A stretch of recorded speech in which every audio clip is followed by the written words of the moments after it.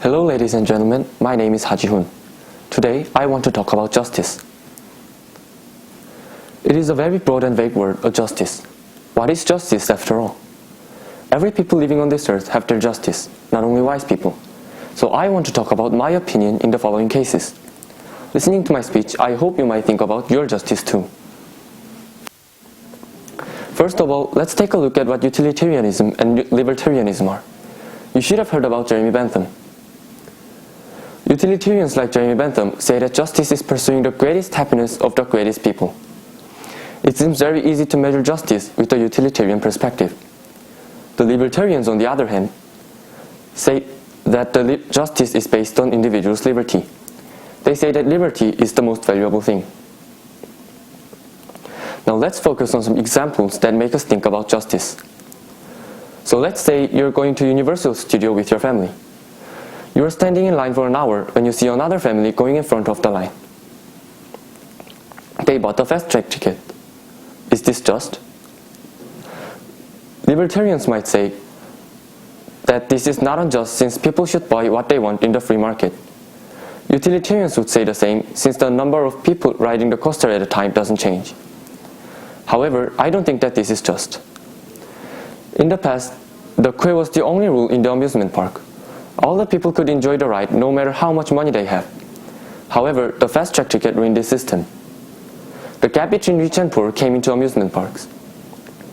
People who can't afford the high price of fast-track tickets have to wait more even though they paid money for entering the amusement park. In this respect, I think that the fast-track ticket is unjust. The gap between rich and poor should decrease as much as possible in this public system. From this case, I concluded that social justice should pursue to decrease the gap between rich and poor in the places that a lot of people use. The next example I thought about is affirmative action. You should have heard about the case of child Hopwood, an unfortunate applicant. Hopwood sued the school since she thought that her rejection was unfair, but the court refused to side with her. Some say that the affirmative action of the university can be justified because it can correct for possible bias in standardized tests, compensate for past wrongs, and promote diversity in the university.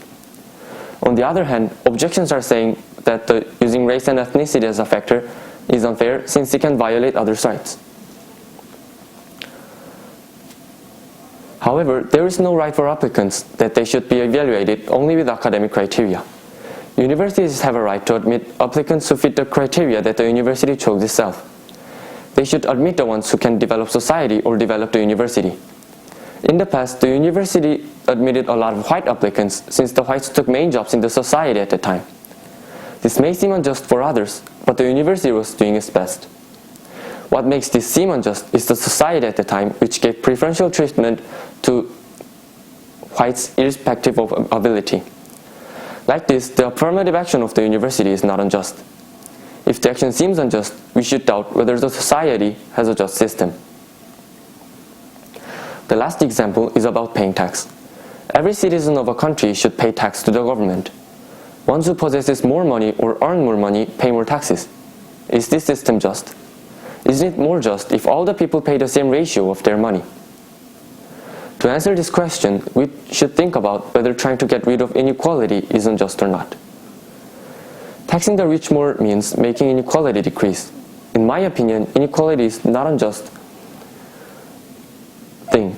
The inequality might have been made unjustly, but the unjust thing is not the inequality itself, since everyone in this society has a different ability. The government's role here is to try to reduce the inequality. Although inequality is not unjust, excessive inequality can be harmful to society. Thus, the wealth of the rich is not their own since no one can create money on their own. Accordingly, the government is right to impose heavy taxes on the rich. We've seen 3 examples that make us think about what justice is. So these are the conclusions made. You might have a different idea from me. Justice is not a law like in physics or astronomy. It is what people living in society makes. It is important to create a concept of justice in relationships and consultations between people rather than unconditionally pushing ahead with what you think. Thank you for listening to my speech.